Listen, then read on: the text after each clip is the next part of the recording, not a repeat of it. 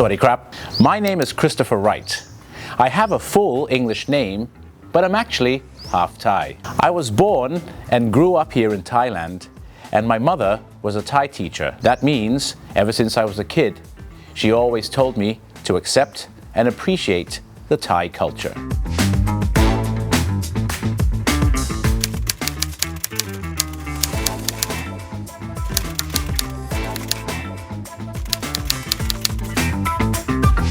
When I was young, I wasn't an academic child, and my parents realized that to teach me to learn the languages or to master the languages, learning the theoretical and academic way might not have been the best way. So therefore, what they did was they would make sure that I would learn English as well as Thai from entertainment media around me.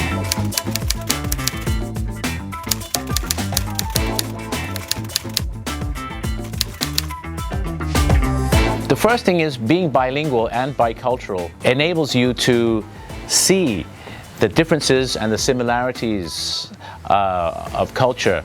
There are both pros and cons on both sides of the culture. And being bilingual and bicultural in terms of life as well as studying the theory has taught me that actually both cultures have their pros and cons. But cross-culture actually doesn't mean to just cross from one culture to another culture, but it's trying to identify the good sides of both cultures and trying to merge them or bring them together as one to have the best of both worlds.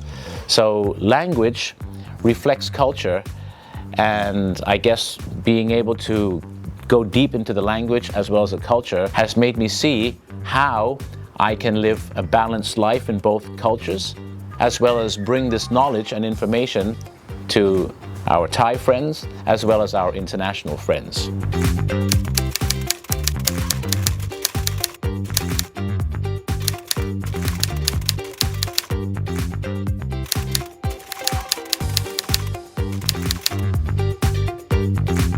Well, the first tip that I would give to people is when you say, if you want to speak English, you've got to think in English. If you want to speak Thai, you've got to think in Thai. That is wrong because we don't think in the language. Okay, if you don't agree with me, if I ask you today, what did you do last weekend? Tell me 3 things you did last weekend. What comes to mind right now? Words? Sentences? Grammar? No, actually, images. The more clear or the more vivid your images are with detail, that is the beginning of how language is communicated. You communicate the images in your brain and the emotions that you have in your heart.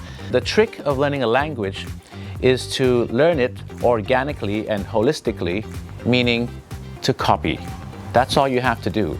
You just have to start copying, starting from little words, little phrases, little short sentences, by knowing that in this emotion, I say this sentence.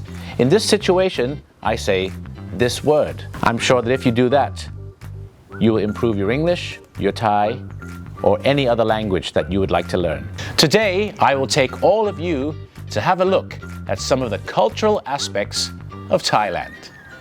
เชิญทางนี้เลยครับ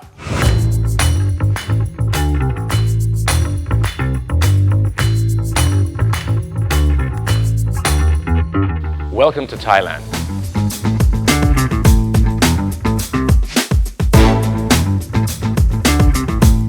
I'll be taking you to see a lot of different aspects about Thailand, such as the art, the architecture, the food, the sport, the religion, the massage, and many other different parts of the culture and the way of life. But first of all, let's start with the language. When we want to say hello, we say Sawadee krap. Krap is for male and ka is for female.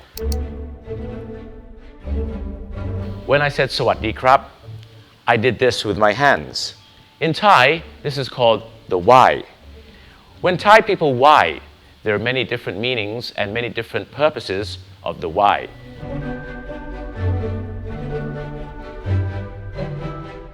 When the hands go up to the top like this, that means you are paying respects to Buddha or to the holy shrines and the holy spirits. So when we why people, we bring our hands down to about the face position. Don't forget to take a slight bow.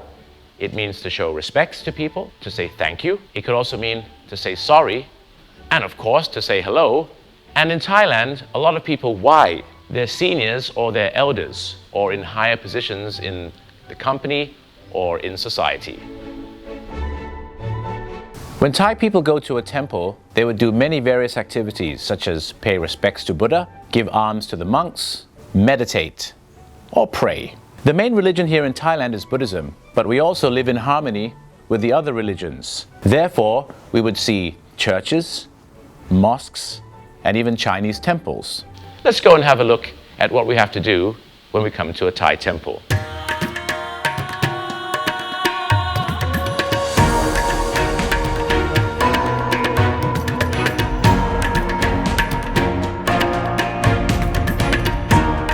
When you go into the temple to pay respects to Buddha, you will need a few items. Number one, 3 incense sticks. Don't forget, light 3 incense sticks, not 1, because lighting only 1 incense stick is paying respects to the dead.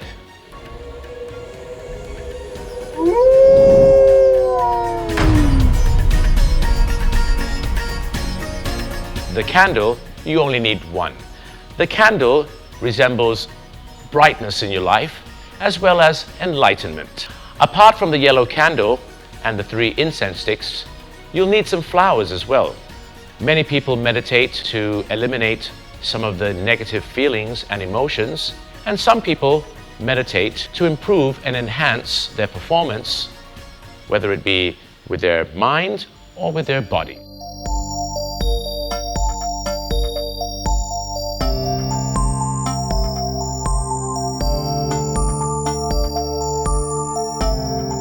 When you come to a Buddhist temple, a lot of detail goes into the art and the architecture. When you do go to the temples, please just look, don't touch. Talking about art, did you know that we also have a lot of other varieties of art, such as Thai performances, Thai dance, because Thais do love to have a lot of sanuk in their lives. Sanuk means fun. And finally, the musical instruments. There are so many different types of musical instruments here in Thailand. So I'm sitting here in a Thai temple because the Thai temple is actually the center of many different aspects of Thai culture. Even Muay Thai or Thai boxing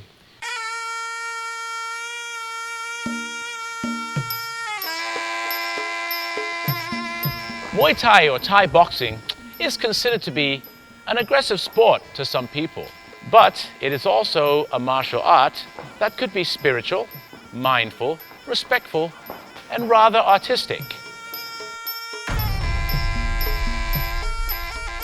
This headpiece is considered to be sacred, therefore, going under the ropes is actually showing disrespect to the headpiece and to boxing and all the teachers and the spirits of boxing.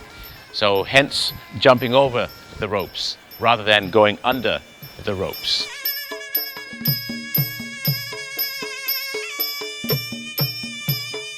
Paying respects to all your teachers, your elders, your seniors, and all the people who have helped you is a very, very important part of Thai culture. There are many different moves which are very artistic that you may not know about, such as Jorake Fat Hang, Hanuman Tuwai Wen, Hak Muang Ayara.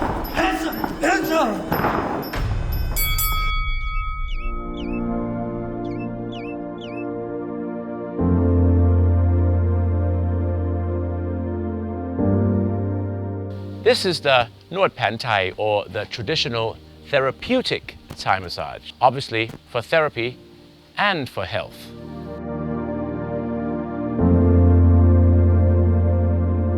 The art of Thai massage was actually taught in Thai temples. The massage can range from a massage of the head, the shoulders, the back, and all the way down to the feet. After taking you around Thailand to get to know various aspects of the culture and the country, I'm starting to get hungry. Let's go and eat.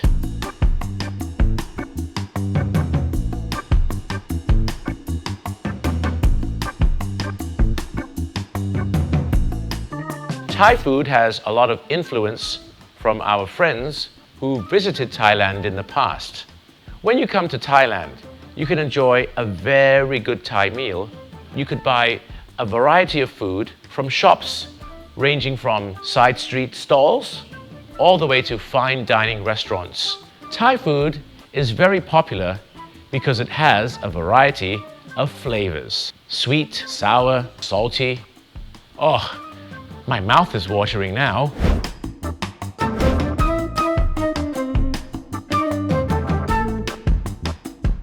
Rice is the main staple, the main crop of Thailand. Kin khao. Eat rice means to eat. Thai people will have rice for breakfast, for lunch, and for dinner. But the most popular rice dish amongst the Thai population is Pat Krapao Khai Dao. It is stir-fried meats with basil, and then you serve it with steamed rice, and it has to go with a fried egg to make it complete. Now you know that rice is the most popular crop or staple here in Thailand, and it is the most eaten food here in Thailand. But Thais also love to eat noodles. They say that noodles come from the influence of the Chinese. In Thailand, we have many different noodle dishes, and probably the most popular stir-fried noodle dish, and that is called Pad Thai. Some shops might spell it with a PH. So please do not call it Fat Thai. When Thai people cook, they put their heart and happiness into their food as well.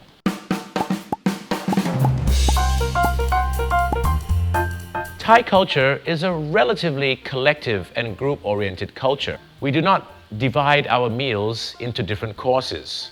Thai food is supposed to be enjoyed and eaten together with everyone. We'll have a lot of dishes in the middle. This is a way of showing good happiness and spirit, as well as sharing is caring.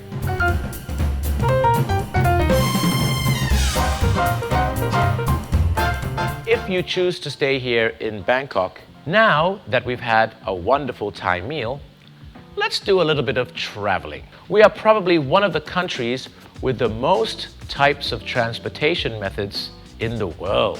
We travel by SkyTrain, BTS, the underground or the subway, MRT,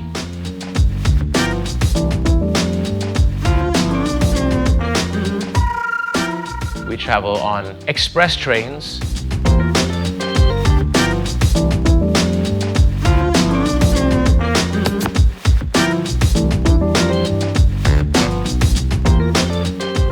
Not only do we want to be an aviation hub in Southeast Asia, we also want to be a railway hub as well. We now have the Bangsu Grand Station, which will act as the center for all trains here in Thailand, in Southeast Asia, and all the way to China.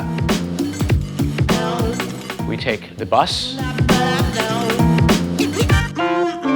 which could be air-conditioned buses or non-air-conditioned buses. We have taxi meters as well as taxi.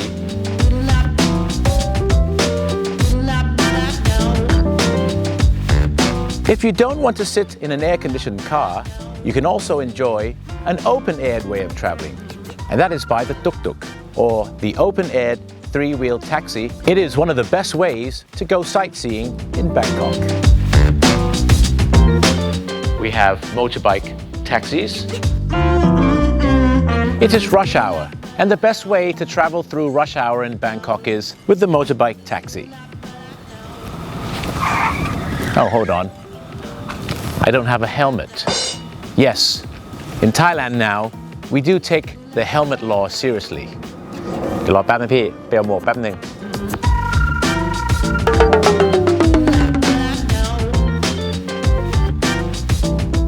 And in the rivers and canals, We also have long-tailed boats, express boats, ferries, speedboats, all the way to cruise ships. Therefore, traveling by boat is a part of life. But to make our Venice of the East more modern and to keep up with the times, we now have electric charged ferries because we do care about the environment and we do want to help save the world.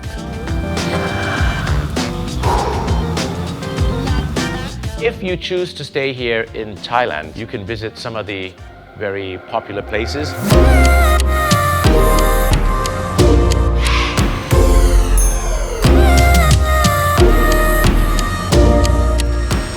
I guarantee that you will have a great blend of nature and culture.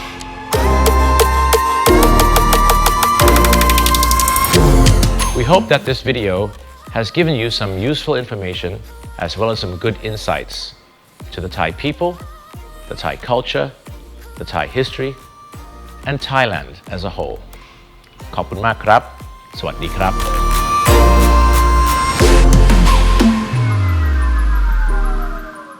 Insightfully Thai. Search Thailand Now.